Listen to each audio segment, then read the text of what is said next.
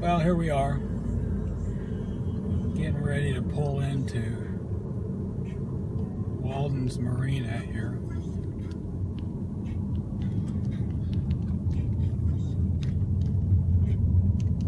Spend a few days working on the boat, see if we can get something back on schedule here. Since the masts are not going to get pulled out this week, probably not for another 2 or 3 weeks, because the owner's not back from the Caribbean,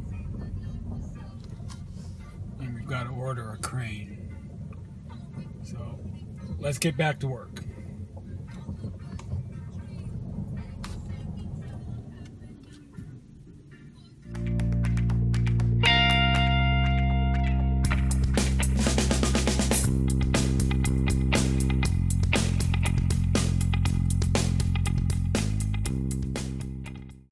To begin with, here we see the windlass as it is when I bought the boat. All the chrome had peeled off. After 30 years of abuse and use, it needed to be re-chromed and rebuilt. The first part of that was to get it out of the chain locker up in the forward V berth. So here you see you got to muscle that almost 75-pound plus piece of equipment out of this little opening and get it out. Here we see it ready to be sent off to Ideal Windlass and to be rebuilt. After about 3 months and a little bit of back and forth with the owner that we got everything worked out, and if you want to know what's going on with that, check out an earlier vlog where I go over everything.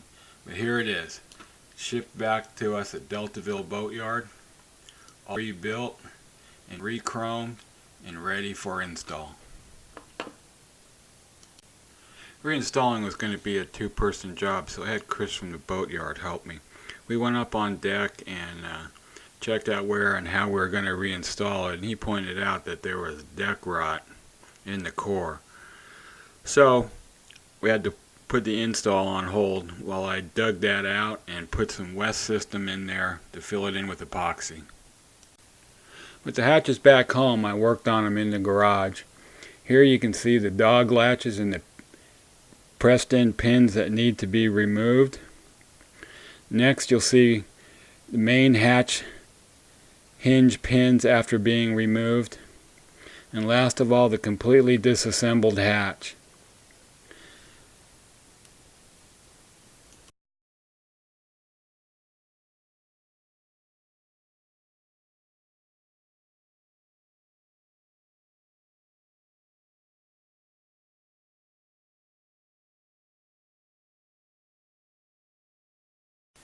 Here's the beginning of our first test fit. The first hurdle we had to get over was exactly how we were going to get this up through the deck with one of us on top and one on the bottom. So what I came up with was a metal bar strung across the push pit and some light cabling running down, tying around the top of the windlass with a nut so it wouldn't slide off. This allowed the person on top to lift the windlass up and through the opening. Keep in mind that that chrome plate has got very fine tolerances where that windlass is getting pushed up through there, so you've really got to have it straight. And what happens is that person down below has got to be continually moving the windlass around, working it up through there, while the person on top is lifting as much of the weight as they possibly can. After doing our first test refit, we realized that we still had a 1/2 inch, give or take, of clearance that we needed to make up. So we had to come up with a way to increase that. Here's the new spacer plate with a 1/2 inch added to it. So we're going to do another dry fit up here with the bottom of the windlass inside the chain locker. Let's see how we go. If that's good, then we can take it back apart, goop it all up, put it back together.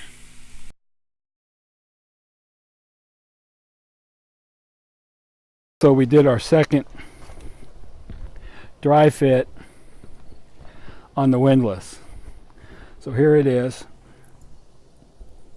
Came out pretty good. The starboard side aft needs to get tightened down just a little more, bring it up there level.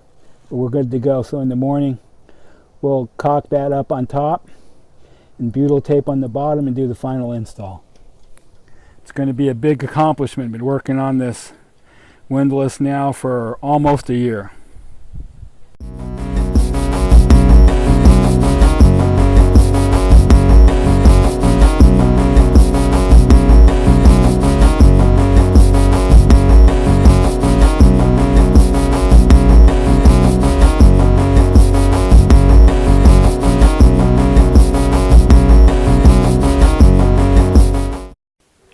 Getting up the next morning and reassessing the install, Chris and I determined that we still just weren't close enough to do a final fit.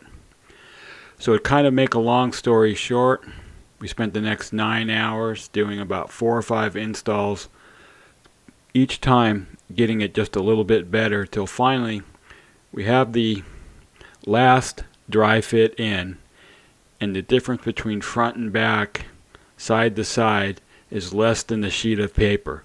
So with that said, we're going to go for it and do the final install.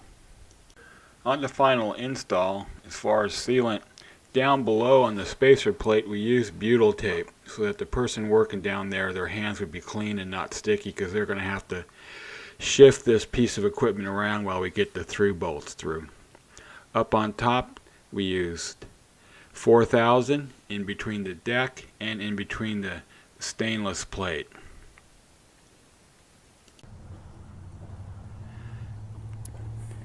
7 o'clock at night, Chris and I from the yard have been working on this windlass for probably 9 hours. 5 trial fits, and we got it to within a sheet of paper from being perfectly level with that chrome base plate.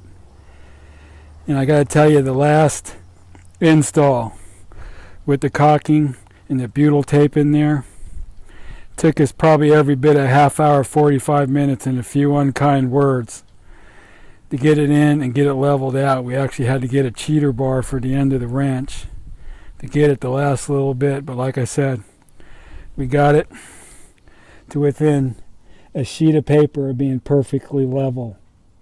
So tomorrow we'll put the rest of it all together, clean up, and finish the other big project we had going here today. Here it is at last. The windlass finally installed, rebuilt, and re-chromed. This is a major milestone in this minor refit that we've been working on for the last almost 8 months. On to the next job.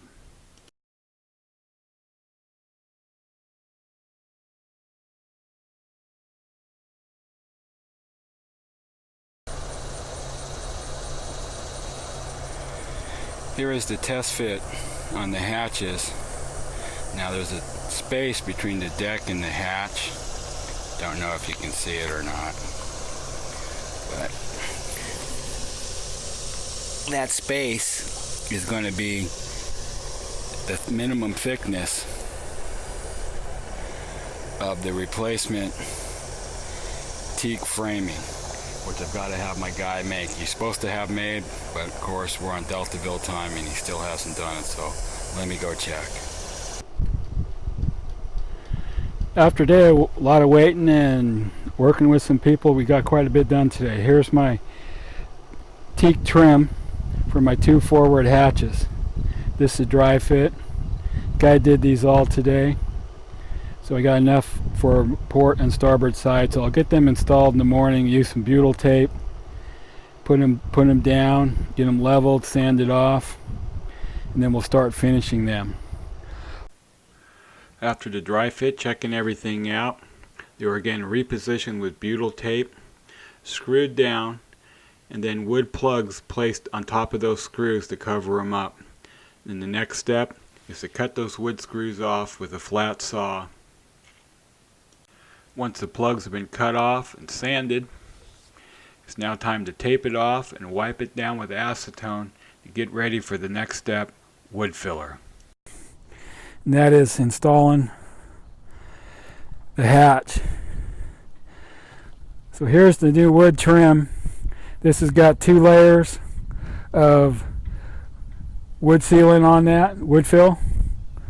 So tomorrow we'll start laying down 2 or 3 coats of clear epoxy, and then the hatch will go on. So more on that later. This is a hatch to final install. The teak has got 2 coats of special clear epoxy. The hatch was put down with 4000, and now I just got the other side to do. As soon as the rest of the butyl tape comes in, I'm going to try and get that done next week. That'll be the last thing I have to button up and watertight the hatch. Well, that wraps it up for this week's update, video log number 25. As you know, we spent a week in the boat yard because of the holiday here in the States, and we're not going to get out to the boat yard this next week because of the hurricane rolling in. So everybody out there, be safe. If you're on a boat close to the water, take all those precautions. No use getting hurt just to be out there. As always, thanks for stopping in. If you enjoyed the video, give us a thumbs up. If you really liked it, hit that subscribe button. We're always trying to grow this channel here, keep you updated on what we're doing, so we appreciate the feedback. Everybody, be safe and have a good week.